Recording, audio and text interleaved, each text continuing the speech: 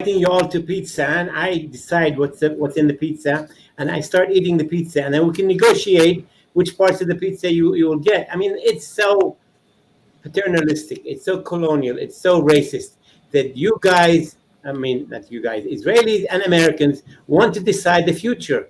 Now, there has to be some reference point. You cannot write a Trump plan in Tel Aviv and have it read in Washington and say, why don't you accept it? Let's accept something that we all agree to, the UN, the Russians, the EU. Let's find a partner, including the Americans, that everybody agrees to. So that's clearly not going to work. And the Israelis are the powerful. They have the guns. They have the power. And what happened after World War II was very clear. The world said, nobody can take somebody else's land by force and war. You have to actually negotiate. It will take 50 years, 100 years, you have to negotiate. But when you do it unilaterally, you remove the right of each side to negotiate. Now, Palestinians are not against annexation. They're against unilateral annexation. You want to have negotiations, let's agree on the basis, but you cannot tell us the only basis is the Trump plan, which was written in Tel Aviv. That's not fair. David Ziegler, can I bring you in to respond to that one? Yeah.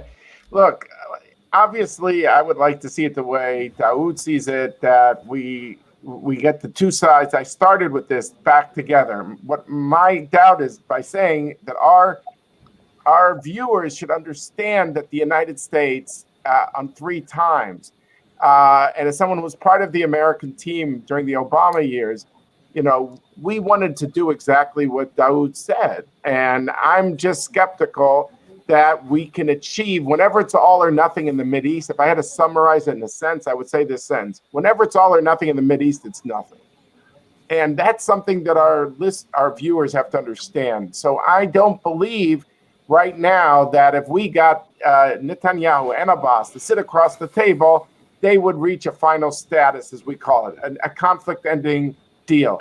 I'd rather take part of this and find ways to give dignity to both sides, to deal with the problems that each side talks about, and make progress there without saying we're going to solve the whole thing. I just don't believe that we could solve the whole thing, because we tried that 3 times now in the last 20 years. I'll just say one thing, and here I differ from Emmanuel, is that, look, the idea of demilitarization, of course, is something that the Palestinians have accepted too. It's not an innovation of the Trump plan.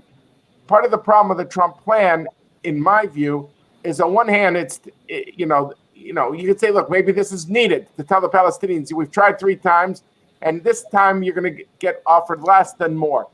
Then each time you were offered more and more when you said no.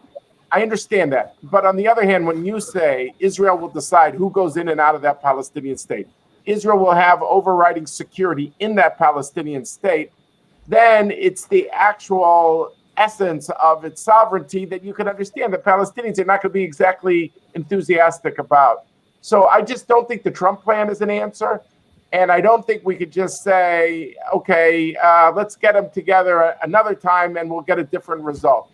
That might be the definition of insanity, as Albert Einstein said. So all I'm saying is, let's find a way we can narrow the differences as opposed to solving all the differences, because we tried that approach.